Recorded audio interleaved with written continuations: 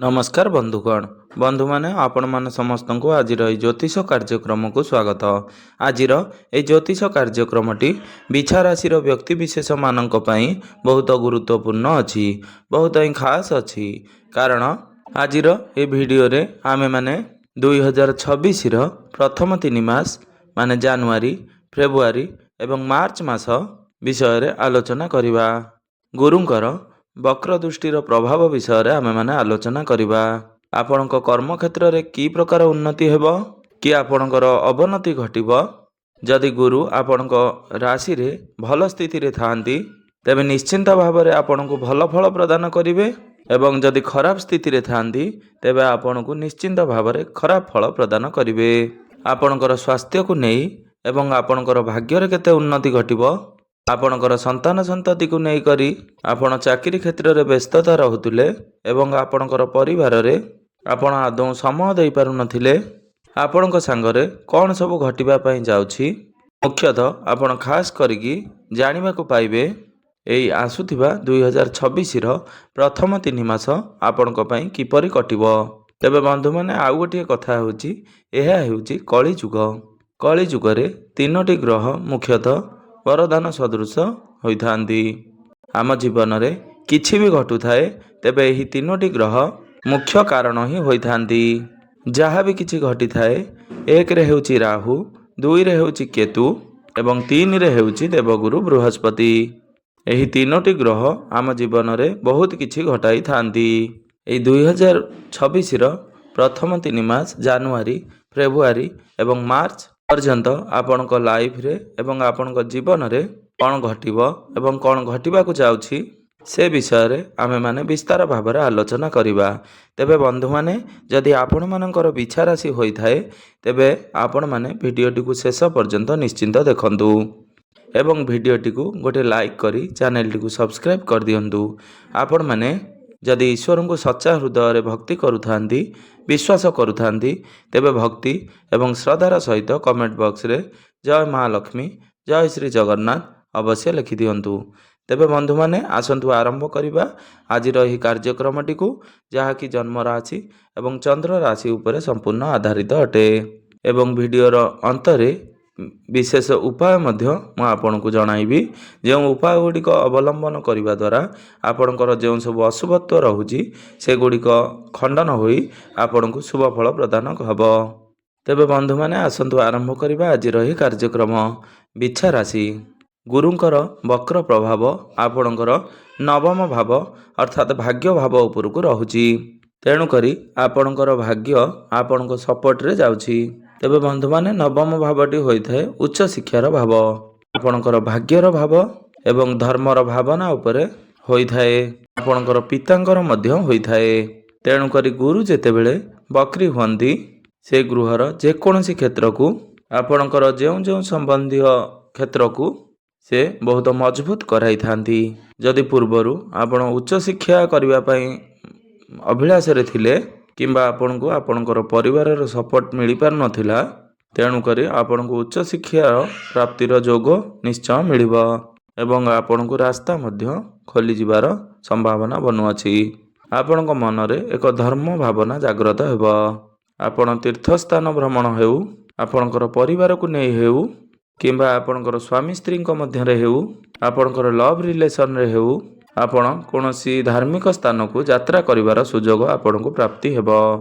तृतीय रे हेउजी जदि आपणकर पितांकर स्वास्थ्य रे पूर्वरु किछि समस्या चलीथिला नचेत पिता पुत्रंक मध्य रे कलह सृष्टि होइतुला दुई जन मध्य रे अवॉइड करुथुले कोनोसी कारणवशतः एठी आपणकर संपर्क रे सुधार आसीबो एवं आपणकर बापांकर स्वास्थ्य रे जदि किछि बिगड़ी की रहितिला बा देह खराब रहुतुला तेबे तांका स्वास्थ्य रे सुधार आसीबाकू लागिबो आगामी दिन मानकरे। तेणु आपणकर गुरु जेतेबेले बकरी हुअंती सेही क्षेत्र को से शुभत्व 2 गुण कर देई थांती। से जेउ गृह रे रुहंती तार गोटे घर पछकू मध्य फल प्रदान करिथांती। आपणकर नवम गृह रे जेहेतु डिसेंबर 3 रु 11 मार्च पर्यंत आपणकर अष्टम गृहर प्रवेश करिवे से अष्टम गृह रे मार्गी होई जिवे। तेणुक डिसेंबर 3 पर्यंत आपन को अष्टम गृहर फल प्रदान ଆପଣଙ୍କୁ ପ୍ରାପ୍ତି ହେବ ଏବଂ ଡିସେମ୍ବର 3 ପରଠାରୁ ମାର୍ଚ୍ଚ 11 ପର୍ଯ୍ୟନ୍ତ ଆପଣଙ୍କୁ ଅଷ୍ଟମ ଗୃହର ଫଳ ପ୍ରଦାନ କରିବେ। ଯଦି ରିସର୍ଚ୍ଚ ଲାଇନରେ କୌଣସି ବ୍ୟକ୍ତି କାମଧନ୍ଦା କରୁଥାନ୍ତି ବା ଟ୍ରାଭେଲ ଜନିତ କୌଣସି କାର୍ଯ୍ୟ କରୁଥାନ୍ତି, ଆପଣ ଗଭୀର ଚିନ୍ତାଧାରା ମଧ୍ୟ କରିବେ, ଗଭୀର ଅଧ୍ୟୟନ ମଧ୍ୟ କରିପାରିବେ। ଆମ ମଧ୍ୟରେ ଜ୍ଞାନ ଭରପୁର ମାତ୍ରାରେ ଦେଇଥାଏ ଏବଂ ଆମକୁ ଶିଖିବା ପାଇଁ ମଜବୁତ କରାଇଥାଏ। ଗୁରୁ ଅଷ୍ଟମ ଭାବରେ ରହିବା ମାନେ ଆମର କିଛି ନା କିଛି ଶିଖିବା ପାଇଁ ହୋଇଥାଏ ଏବଂ ଆପଣଙ୍କ ଠାରୁ ଯେଉଁ ଆଡ଼ଭାନ୍ସ ନେବେ ବା ଆଡ଼ଭାଇସ୍ ଆପଣ ଯାହାକୁ ଦେବେ, ତେବେ ତାଙ୍କର କାମରେ ମଧ୍ୟ ସେ ଆପଣଙ୍କ ଉପଦେଶ କାମରେ ଆସିଥାଏ। ଗୁରୁଙ୍କର ବକ୍ର ଦୃଷ୍ଟି ଆପଣଙ୍କର 3ଟି ଗୃହରେ ରହୁଛି। 1ରେ ପ୍ରଥମ ଗୃହରେ ରହୁଛି ଏବଂ 2ରେ ତୃତୀୟ ଭାବରେ ରହୁଛି ଏବଂ ପଞ୍ଚମ ଭାବ ଉପରକୁ ରହୁଛି। ତ ବନ୍ଧୁମାନେ, ସର୍ବପ୍ରଥମେ ପ୍ରଥମ ଭାବର ଚର୍ଚ୍ଚା କରିବା। ଯେହେତୁ ପ୍ରଥମ ଭାବରେ ରହୁଛି ବକ୍ର ଦୃଷ୍ଟି, ତେଣୁ ଆପଣଙ୍କର ସ୍ୱାସ୍ଥ୍ୟ ସମ୍ବନ୍ଧୀୟ ବା ଆପଣଙ୍କ ସ୍ୱାସ୍ଥ୍ୟକୁ ନେଇ ଆପଣଙ୍କର ଯେକୌଣସି ବାରମ୍ବାର ହସ୍ପିଟାଲ ଧାଉଁଥିଲେ, ଆପଣଙ୍କ ଫ୍ୟାମିଲିରେ ହେଉ କିମ୍ବା ଆପଣଙ୍କ ନିଜର ହେଉ, ସ୍ୱାସ୍ଥ୍ୟରେ କୌଣସି ପ୍ରୋବ୍ଲେମ୍ ରହିଥିଲା, ତେବେ ଆପଣଙ୍କର ସ୍ୱାସ୍ଥ୍ୟରେ ରିକଭରି ହେବା ପାଇଁ ଯାଉଅଛି। ଆପଣଙ୍କର ମାଆଙ୍କର ସ୍ୱାସ୍ଥ୍ୟରେ ଯଦି କିଛି ପ୍ରୋବ୍ଲେମ୍ ଥିଲା, ବ୍ୟାକ୍ ପେନ୍ ହେଉ କିମ୍ବା ଆଣ୍ଠୁଗଣ୍ଠି ଯନ୍ତ୍ରଣା ହେଉ, କୌଣସି ପ୍ରକାର ମୁଣ୍ଡବିନ୍ଧା ଭଳି ସମସ୍ୟା, ପେଟ ଜନିତ ସମସ୍ୟା, ଲିଭର ଜନିତ ସମସ୍ୟା, ସୁଗାର ଯଦି ବଢ଼ିଯାଇଥିଲା, ଏହି ସମୟରେ ଆପଣଙ୍କର କଣ୍ଟ୍ରୋଲ ହେବାର ଅଧିକ ସମ୍ଭାବନା ରହୁଛି। ଯେହେତୁ ଗୁରୁଙ୍କର ଶୁଭ ଦୃଷ୍ଟି ଆପଣଙ୍କର ପ୍ରଥମ ଭାବ ଉପରେ ରହୁଛି, ଆପଣଙ୍କର ଇମ୍ୟୁନିଟି ପାୱାର ଷ୍ଟ୍ରଙ୍ଗ ହେବ। ପ୍ରଥମ ଭାବଟି ହୋଇଥାଏ ନିଜ ଉପରେ ଆପଣଙ୍କର କନଫିଡେନ୍ସ ରହିବ। ଆପଣଙ୍କର କାର୍ଯ୍ୟ କରିବାର ସ୍ଥାନରେ ହେଉ କିମ୍ବା ଆପଣଙ୍କର ପରିବାରରେ ହେଉ, ଆପଣ କାମ କରିବା ପାଇଁ ଭାବୁଥିଲେ, ମୁଁ କରିପାରିବି କି ନାହିଁ ଏହି କାମ, ଆପଣଙ୍କ ମନରେ କନଫ୍ୟୁଜ୍ ରହୁଥିଲା, ଆପଣ କାମକୁ ଟାଳିବା ପାଇଁ ଚାହୁଁଥିଲେ, କିନ୍ତୁ ଏଠାରେ ଆପଣ କନଫିଡେନ୍ସ ସହକାରେ କାମ କରିବେ ନିଶ୍ଚୟ।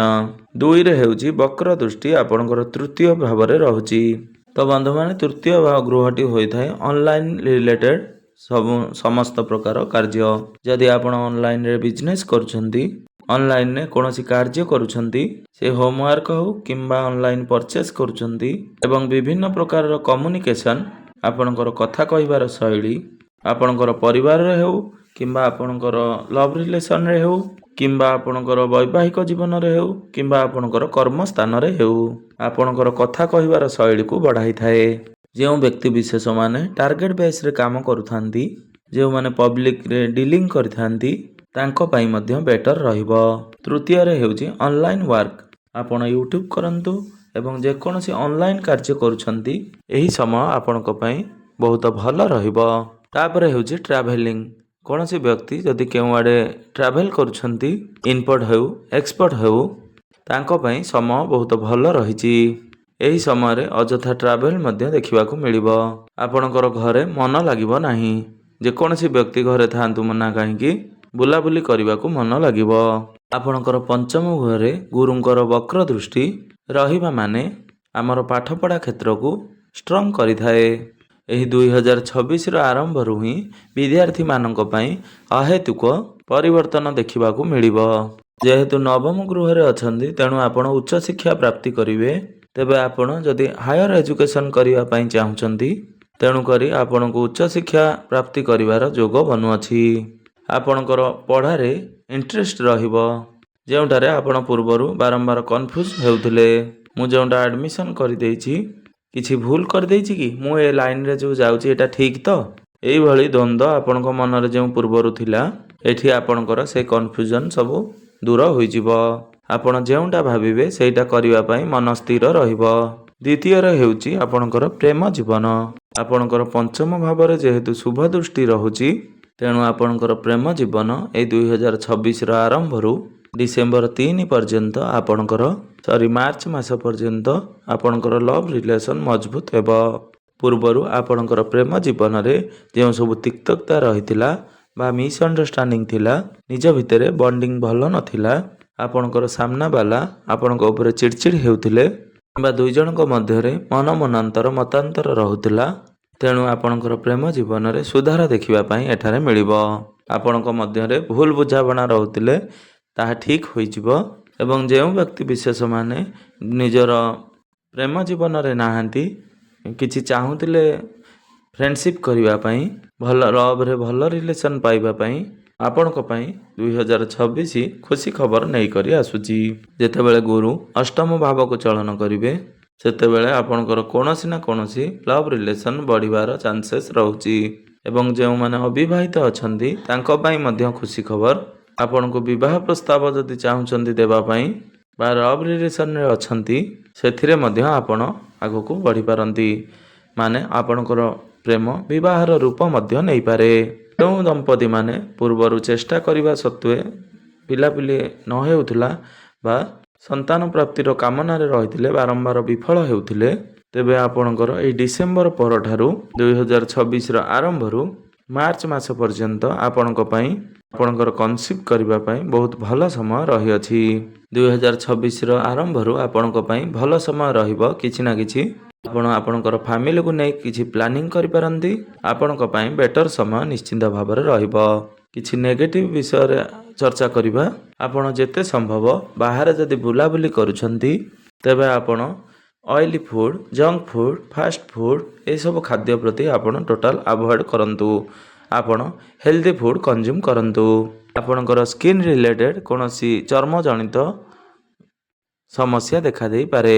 आपणकर जल्दी सामान्यतम ज्वर थंडा काश भली समस्या देखा देबो। किंतु आपणक द्वारा जेते संभव बाहर खाद्य को आपण अवॉइड करंतु। आपणक पई भल हेबो। 3 डिसेम्बर रु 11 मार्च पर्यंत जेतेबेले अष्टम भाव को आसीबे तापरे से द्वितीय गृह को दृष्टि देबे। तेबे द्वितीय भावटी कुटुंब एवं परिवार भाव होइथाए। जदि पूर्वरु आपणकर फैमिली रे कोनोसी प्रकार प्रॉब्लम चलथिला सेथिरे आपणकर समाधान होइजिबो। आपणकर जदि कोनोसी व्यक्तिଙ୍କ सहित मनमनांतर मतांतर थिला ताहा भी मध्य सॉल्व होइजिबो। आपणकर परिवार को नहीं कोनोसी खुशीर वातावरण देखा देबो। जदि आपण जमी डील करूथांती बा कोनोसी ना कोनोसी प्रॉपर्टी मध्य डील करूथांती आपणकर ससुर घरर प्रॉपर्टी हो किंबा आपणकर पैतृक संपत्ति हो आपणक फैमिली रे किछि ना किछि मिसाई पारंती। आगामी दिन मानकरे निश्चिंत भाव में आपण कोनोसी प्रॉपर्टी डील करिवे। प्रॉपर्टी रिलेटेड आपणकर बहुत भल रहुची। निश्चिंत भाव में बिछा राशि पई शुभत्व बढ़ाउची। जो जिनस आपण पूर्वर प्लानिंग करथिले बा आपण विफल हेउथिले प्लानिंग करी तेबे आपण एहा 2026 रे आपणकर लक्ष्य पूरण हेबाकू जाउअछि। आपण भाबिबे मते ए फील्ड रे आगेइबार अछि एवं निश्चिंत भाव में आपणकर अग्रगति देखा देउछि। आपण आपणकर कर्म पथरे आगई चलंतु एवं देखिबे आपण निश्चिंत भाव में सक्सेस आपणक हाथ रे मिलिबो। एवं आपणकर जन्म कुंडली रे केते मजबूत अछि एही अनुसार आपणको फल प्राप्ति हेबो। तेबे बंधु माने एबे आसंतु जानि नेबा किछि विशेष उपाय विषय रे ई मंद ग्रह मानकर किछिटा मात्रा रे अवसान घटाई परिबा। आपण प्रत्येक दिन हनुमान चालीसार पाठ अवश्य करंतु। जदि आपण मंगलवार ओषा निश्चय करि परिबे से पुरुष हुंतु किंबा स्त्री हुंतु आपण ठाकुर घरे दीप लगाई पूजा अर्चना करंतु आपणक पई शुभमय हेबो। एही 2026 वर्षटी सूर्यंकर वर्ष बोली कुहा जाउछि। सूर्यंकर प्रभाव अधिक देखिबा पई मिलिबो। तेणु आपण प्रत्येक दिन स्नान सारी सूर्य उदय पर तंबा पात्र रे जलार्घ्य अर्पण करंतु आपणक पई शुभमय हेबो। एवं प्रत्येक दिन ओम नमः शिवायर मंत्र जप करंतु। तेबे बंधु माने आपणकर जीवन मंगलमय हेउ एवं एई आसुथिबा इंग्राजी 2026 वर्षटी सुखमय हेउ। आपणक पई आपणकर चलापथ कुसुमित हेउ। एहा ही ईश्वरଙ୍କ निकटरे मोर एतिकी प्रार्थना। धन्यवाद।